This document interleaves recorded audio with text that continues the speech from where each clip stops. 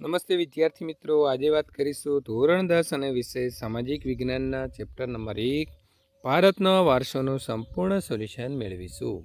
એ પહેલાં ચેનલની અંદર પ્રથમ વખત આવ્યા છો તો મિત્રો ચેનલને ખાસ સબસ્ક્રાઇબ કરી દેવી। ભારતનો વારસો પ્રશ્ન નંબર 1 જોડકા જોડવાના છે। પહેલું છે કાંકરિયા કાર્નિવલ, તો વિદ્યાર્થી મિત્રો એને આપણે જોડીશું સી સાથે। અમદાવાદમાં ભરાય છે। તાનારીરી મહોત્સવ તો વડનગર આવશે એ। ઉત્તરાદ નૃત્ય મહોત્સવ તો આવશે બી મોઢેરા। અને રણ ઉત્સવ તો આવશે કચ્છની અંદર ભરાય છે। વૌઠાનો મેળો તો જવાબ આવશે ડી એટલે કે ધોળકાની અંદર ભરાય છે। કાળિયા ઠાકરજીનો મેળો છે તો આવશે સી શામળાજી। ભવનાથનો મેળો તો આવશે ઈ જૂનાગઢ। તરણેતરનો મેળો તો સુરેન્દ્રનગર। અને ભાદરવી પૂનમનો મેળો તો આવશે અંબાજી।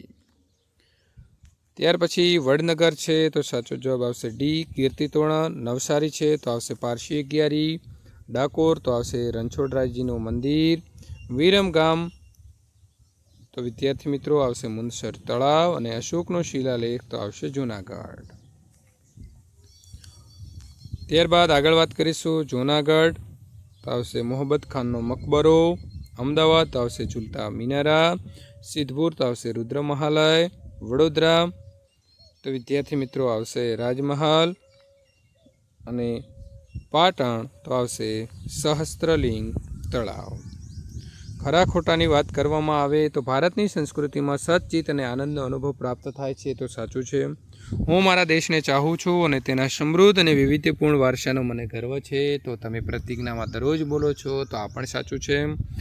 હાથીસિંગના દેહરા જસદણમાં આવેલા છે તો ખોટું। જૈન તીર્થ પાલિતાણા ભાવનગર જિલ્લામાં આવેલું નથી તો ખોટું। ડાંગ દરબારનો મેળો આહવા ડાંગમાં ભરાય છે તો સાચું। ત્યાર પછી આપણે સાચા જવાબ લખવાના છે વિકલ્પ પસંદ કરીને। એક પ્રજા જે પ્રકૃતિ પ્રેમી છે, વૃક્ષો, નદી, સૂર્ય, વરસાદ વગેરેની પૂજા કરતો, તેમનામાંથી ધાર્મિક વિધિઓ ઉદ્ભવી અને પછી તે યજ્ઞ આગાદી ક્રિયાઓ ભારતમાં શરૂ થઈ તો એ પ્રજા કઈ હતી? તો આર્ય એટલે કે એ। ભરપૂર પાણીવાળા નદીઓ, ઝરણા, તરાઈના જંગલો, પવિત્ર યાત્રાધામ, કેદારનાથ, બદ્રીનાથ જેવા ભૂમિ દ્રશ્યો કોની દેન છે? તો હિમાલયની એટલે કે સી। પ્રાચીન કાળમાં હિન્દુઓ તો આર્ય કહેવાતા એટલે કે ડી। આર્યની મુખ્ય વસ્તી જે પ્રદેશમાં હતી તે આર્યાવર્તે નામ અપાયું। જગતગુરુ શંકરાચાર્યની શારદાપીઠ ક્યાં આવેલી છે? તો સોમનાથની અંદર એટલે કે સી। પ્રશ્ન ખાલી જગ્યા પૂરવાની છે તો ભારત વિસ્તારની દ્રષ્ટિએ વિશ્વમાં 7મો ક્રમ ધરાવે છે। ભારત જનસંખ્યાની દ્રષ્ટિએ બીજું સ્થાન ધરાવે છે। આપણે નદીને લોકમાતાનું બહુમાન આપ્યું છે। વિશ્વમાં એશિયાઈ સિંહો માત્ર ગુજરાતના ગીરના જંગલોમાં જોવા મળે છે। શિલ્પ સ્થાપત્ય કળા આશરે 5000 વર્ષ જૂની છે। નીચે આપેલા પ્રશ્નોના જવાબ લખવાના છે તો મૌર્ય યુગની અંદર ઊંધા કમળની આકૃતિ ઉપર કયા બે પ્રાણીઓના જે છે તે શિલ્પ કોતરવામાં આવ્યા છે? તો સિંહ અને વૃષભ। ભારત કયા કયા નામથી ઓળખાય છે? તો આવશે ભારત, ભારતવર્ષ, ભરતખંડ, આર્યવર્તે, જંબુદ્રી વગેરે નામે ઓળખાય છે। પ્રકૃતિ ઉપર આધારિત કઈ કઈ ચિકિત્સા પદ્ધતિ છે? તો આવશે નસર્ગો ઉપચાર, આયુર્વેદ, યુનાની જેવી પદ્ધતિઓ આવશે। હિમાલયમાં કયા કયા યાત્રાધામો છે? તો અમરનાથ, કેદારનાથ અને બદ્રીનાથ। દેવી દેવતાઓના વાહન તરીકે કયા કયા વન્ય જીવનો મિત્રો સ્થાન અપાયું છે? તો વાઘ, મોર, મગર, ગરુડ જેવા। આપણા રાષ્ટ્ર મુદ્રાની અંદર કયા કયા પ્રાણીઓની આકૃતિ છે? તો સિંહ, ઘોડો, હાથી અને બળદ। પ્રાચીન સમયની અંદર ભારતમાં કઈ વિદેશી જાતિઓ જે છે તે આવી હતી? તો આર્યો, શકો, કૃષાણ, ઈરાનીઓ, આરબો, મુઘલો, પારસીઓ, અંગ્રેજો અને ફ્રેન્ચ। પ્રાચીન ભારતની વસ્તી પ્રજા કઈ છે? દ્રવિડો, તો ઓસ્ટ્રેઇડ, મોગોલોઇડ, અલ્પાઇન, ડિનારિક અને ઓમેનોઇડ। ભરતકુળ કે ભરત રાજાના નામ પરથી આપણા દેશના કયા કયા નામો પડેલા છે? તો ભરતભૂમિ, ભરતખંડ, ભારતવર્ષ અને ભારત। વિભાગ બીની વાત કરીશું તો વ્યાખ્યા એટલે કે સંકલ્પના લખવાની છે। પહેલું આપણને અહીં આપ્યું છે સંસ્કૃતિ, તો સંસ્કૃતિ એટલે જીવન જીવવાની રીત, દેશ કે સમાજના કાળક્રમે બદલાતા સંજોગો અનુસાર જનજીવનમાં આવતા પરિવર્તનો, સુધારા, સામાજિક નીતિ રીતિ ઇત્યાદિ વડે ભિન્ન ભિન્ન સમાજોની સંસ્કૃતિ બને છે। સંસ્કૃતિ એટલે માનવ મનનું ખેડાણ જેમાં તેની ટેવો, મૂલ્ય વગેરેનો સમાવેશ થાય છે। વારસો તો સંસ્કૃતિની અનેકવિધ બાબતો એક પેઢી એટલે કે જનરેશન પોતાની અનુગામી પેઢીને આપે છે। એ પેઢી પોતે શીખેલ કે મેળવેલ બાબતો તેમાં ઉમેરે છે અને એમાં વળી એ પેઢી પોતાની અનુગામી પેઢીને બધું શીખવે છે અને આપે છે। આમ પેઢી દર પેઢી જે કંઈ આપણને મળે છે તેને વારસો એટલે કે હેરિટેજ કહે છે। ત્યાર પછી પ્રાકૃતિક વારસો. તો પ્રાકૃતિક વારસો એટલે પ્રકૃતિ, પર્યાવરણ અને માનવ જીવનની વચ્ચેના અત્યંત નજીકના સંબંધોનું પરિણામ. પ્રાકૃતિક વારસો એ કુદરતની ભેટ છે. ભારતનો પ્રાકૃતિક વારસો વિશિષ્ટ અને વૈવિધ્યસભર છે. સાંસ્કૃતિક વારસો ત્યાં આવશે મંદિરો, શિલાલેખ, સ્તૂપો, વિહારો, ચૈત્યો, મકબરા, મસ્જિદો, કિલ્લાઓ, ગુંબજો, રાજમહેલો, દરવાજા, ઇમારતો, ઉત્ખનન કરેલા સ્થળો, ઐતિહાસિક સ્મારકો તેમજ આપણા સ્વાતંત્ર્ય સંગ્રામના ઐતિહાસિક સ્થળો વગેરેને આપણને સાંસ્કૃતિક વારસાની અંદર તેનો સમાવેશ થાય છે. પ્રશ્ન નંબર 2, સિંધુ ખીણ સંસ્કૃતિમાંથી કયા પુરાતન અવશેષો મળી આવે છે? તો સિંધુ ખીણની સંસ્કૃતિમાંથી મળી આવેલા દેવી દેવતાઓની પ્રતિમાઓ, માનવ આકૃતિઓ, પશુઓ અને કેટલાક રમકડા તેમજ દાઢીવાળા પુરુષોનો શિલ્પ અને નૈતિકની મૂર્તિ વગેરે શિલ્પો જોઈએ આપણને તેના અવશેષો મળી આવ્યા છે. સાંસ્કૃતિક બાબતોની અંદર કઈ કઈ મહત્ત્વની શોધો ભારતમાં થઈ? તો આવશે ભાષા, લિપિ, અંકો, શૂન્યની શોધ, ગણિત, પંચાગ, ખગોળ, લોખંડ, સાહિત્ય, ધર્મ, યુદ્ધશાસ્ત્ર, રથ, સમાજશાસ્ત્ર, પ્રાણીશાસ્ત્ર, વનસ્પતિશાસ્ત્ર, વાસ્તુશાસ્ત્ર, ધર્મો, ગણતંત્ર, ન્યાયતંત્ર, વિધિ વિધાન, પર્યાવરણની સુરક્ષાની તમામ શોધો આપણા દેશે કરી છે. ગુજરાતમાં મહત્ત્વના ધાર્મિક સ્થળો કયા છે? તો દ્વારકાનું દ્વારકાધીશ મંદિર, જગતગુરુ આચાર્ય શંકરાચાર્યજીનું શારદાપીઠ, સોમનાથ મંદિર, ઉત્તર ગુજરાતમાં અંબાજી, બહુચરાજી અને મહાકાળીનું મંદિર, મીરાદાતાર અને જૈન તીર્થ પાલિતાણા, રણછોડરાયજીનું મંદિર, ડાકોર, શામળાજીનું મંદિરનો સમાવેશ થાય છે.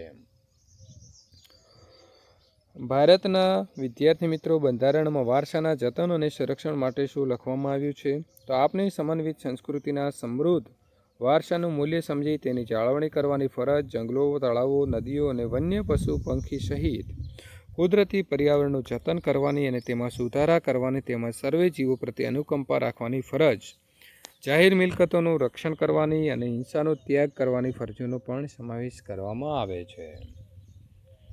ગુજરાતના સુપ્રસિદ્ધ મેળાઓની યાદી આપો, કોઈ પણ 8.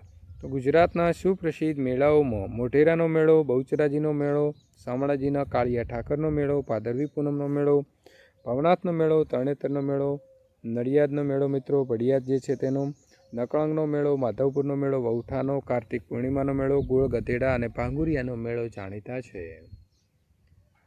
ત્યાર પછી આગળ વાત કરીશું વિદ્યાર્થી મિત્રો, ભારતમાં ભાતીગળ જે સંસ્કૃતિ છે તે સંસ્કૃતિનું નિર્માણ થયું છે. તો વિધાન તમારે સમજાવવાનું છે. તો ભારતના ભવ્ય વારસાનું નિર્માણ અને ઘડતર માટે અનેક ઋષિમુનિઓ, સંતો, વિદુષીઓ, વિદ્વાનો, ચિંતકો, કલાકારો, કારીગરો, વૈજ્ઞાનિક, સાહિત્યકારો, સંશોધકો, શિક્ષણશાસ્ત્રીઓ, રાજનીતિજ્ઞો, ઇતિહાસકારો, સમાજ સુધારકો વગેરેનો ફાળો છે. તેમને ધર્મ, શાસનશૈલી, ભાષા, કલા, બોલી, પહેરવેશ, રીતિ રિવાજો વગેરે મળીને ભાતીગળ સંસ્કૃતિનું નિર્માણ થયું છે. હવે મિત્રો આપણને કોષ્ટકમાં આપેલા જે નામ છે તેને આપણે વિદ્યાર્થી મિત્રો અહીં લખવાના છીએ. કોષ્ટક આધારિત પ્રાકૃતિક વારસો તો નદીઓ, સાગર, હિમાલય, ખડકો, પ્રાણીઓ, વનસ્પતિ, ખીણ પ્રદેશ, ખનિજો, જીવજંતુ, પશુ અને પક્ષીઓ આવશે. જ્યારે સાંસ્કૃતિક વારસો જે માણસે બનાવેલો છે તે સ્તૂપો, મંદિરો, માનવ શિલ્પો, મકબરા, રાજમહેલો, દરવાજા, મસ્જિદો, ઇમારતો, કિલ્લાઓ અને ગુંબજો જે છે તેનો મિત્રો સમાવેશ થાય છે. પ્રશ્ન નંબર 8, ગુજરાતમાં આવેલા સાંસ્કૃતિક વારસામાં સમાવિષ્ટ મુખ્ય સ્થળોની યાદી. તો લોથલ, રંગપુર, ધોળાવીરા, શ્રીનાથગઢ, વડનગર, જૂનાગઢ, મોઢેરા, સિદ્ધપુર, વિરમગામ, અમદાવાદ, પાટણ, વડોદરા, નવસારી વગેરે સ્થળોનો સમાવેશ થાય છે. વિભાગ સી છે, મુદ્દાસર જવાબ આપવાના છે. ભારતનો સાંસ્કૃતિક વારસો. તો ભારતે જગતને વિવિધતાપૂર્ણ અને સમૃદ્ધ વારસાની ભેટ આપી છે. સાંસ્કૃતિક વારસો એટલે માનવ સર્જિત વારસો. માનવીએ પોતાના કુનેહ અને બુદ્ધિ ચાતુર્યથી જે કંઈ પ્રાપ્ત કર્યું છે કે સર્જન કર્યું છે તેને સાંસ્કૃતિક વારસો કહેવાય છે. આર્યથી શરૂ કરીને શક, દ્રપ, કુષાણ, હુણ, ઈરાનીઓ, તુર્ક, આરબો, મુઘલ, પારસીઓ, અંગ્રેજો, ફ્રેન્ચ વગેરે બધી પ્રજાતિઓ ભારતમાં આવી અને આ બધા વચ્ચે થયેલા આદાન પ્રદાનથી ભારતીય સંસ્કૃતિ સમૃદ્ધ બની છે. ભારતે વિશ્વ અને પ્રજાને સાંસ્કૃતિક વારસાની ઘણી બાબતોની ભેટ આપી છે. શિલ્પ અને સ્થાપત્ય કળા ભારતની આશરે 5000 વર્ષ જે છે તે જૂની ગણી શકાય. જેમાં સિંધુ ખીણની સંસ્કૃતિના પુરાતન અવશેષો ગણી શકાય, જે જોઈને આપણે સાંસ્કૃતિક વારસા પ્રત્યે આપણને સ્વાભિમાન અને ગૌરવની લાગણી જે છે તે વિદ્યાર્થી મિત્રો જન્મે છે. ભારતના પ્રાકૃતિક વારસા તરીકે વનસ્પતિ જીવન અને વન્ય જીવન. તો તો વનસ્પતિ જીવનની વાત કરીએ તો ભારતની પ્રજા આદિ સમયથી પ્રકૃતિ પ્રેમી રહી છે, જેની સાક્ષી તેના વૃક્ષ પ્રેમ, પુષ્પ પ્રેમ અને છોડ પ્રત્યેનો આદર સૂચવે છે. ભારતની અંદર વડ, પીપળો, તુલસી વગેરેની પૂજા ધૂપ દીપ કરવામાં આવે છે. વડ સાવિત્રી વ્રતની અંદર પણ વડની પૂજા જે છે તે કરવામાં આવે છે. વન સમૃદ્ધિથી ભરેલા જંગલો અને ઔષધિઓ માટે ઉપયોગી છોડ પ્રાચીન કાળથી જીવન સમૃદ્ધ બનાવ્યું છે. વન્ય જીવનની હવે આપણે વાત કરીશું. તો પ્રાચીન સમયથી ભારત પ્રકૃતિ પ્રેમી હોવાથી સાથે સાથે પ્રાણી પ્રેમ પણ છે. વાઘ, સિંહ, હાથી, ગેડો, શિયાળ, રીંછ, હરણ, રોજ, સાબર, સસલા, અજગર, સાપ, નાગ, નોળિયા જેવા અનેક જીવો જોવા મળે છે. આપણી ધાર્મિક માન્યતાઓમાં લોકોએ કેટલાક વન્ય જીવોને જેવા કે વાઘ, મોર, મગર, ગરુડ વગેરેને દેવી દેવતાઓના વાહન તરીકેનું પણ સ્થાન આપ્યું છે. આપણી જે રાષ્ટ્ર મુદ્રા છે એની અંદર પણ 4 સિંહો, ઘોડો, હાથી અને બળદની પ્રતિકૃતિ જોવા મળે છે.